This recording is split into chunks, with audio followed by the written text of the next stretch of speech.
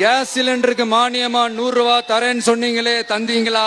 1000 ரூபாய் ஒருத்தர் விடாம எல்லா பெண்களுக்கும் தருவேன்னு சொன்னீங்களே, தந்தீங்களா? டீசல் விலையில மீதி இருக்கிற 3 ரூபாய் குறைப்பேன்னு சொன்னீங்களே, குறைச்சிங்களா?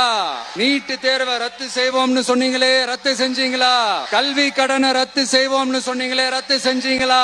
மீனவர்களை ஏன்பா மீனவர்களை பழங்குடியின பட்டியல சேர்ப்போம்னு சொன்னீங்களே, சேர்த்தீங்களா? மீனவர்களுக்கு 2 லட்சம் வீடுகள் கட்டித்தரப்படும் சொன்னீங்களே, கட்டி தந்தீங்களா? அனைத்து மீனவ கிராமங்களிலும் மீன் உலர்த்தும் தளம் அமைக்கப்படும் சொன்னீங்களே, அமைச்சு கொடுத்தீங்களா? நெசவாளர்களுக்கு கூட்டுறவு சங்கத்துல கொடுக்கிற கடனுக்கு வட்டி 12% இருந்து 8% குறைக்கப்படும் சொன்னீங்களே, குறைச்சிங்களா? ஆட்டோ ஓட்டுறவங்களுக்கு சொந்த ஆட்டோ வாங்க 10,000 மானியம் வழங்குவோம்னு சொன்னீங்களே, வழங்குனீங்களா? அரசு ஊழியர்கள் ஆசிரியர்களுக்கு ஓல்டு பென்ஷன் ஸ்கீம் கொண்டு வருவேன்னு சொன்னீங்களே, கொண்டு வந்தீங்களா? என்ன இது? நாங்க 30 வருஷமா எதை நம்பி அரசியல் பண்றோமோ அதை அரைச்சீட்டுல எழுதிட்டு வந்து நிக்கிற. இதையெல்லாம் சால்வ் பண்ணா வறுமை போயிடும்.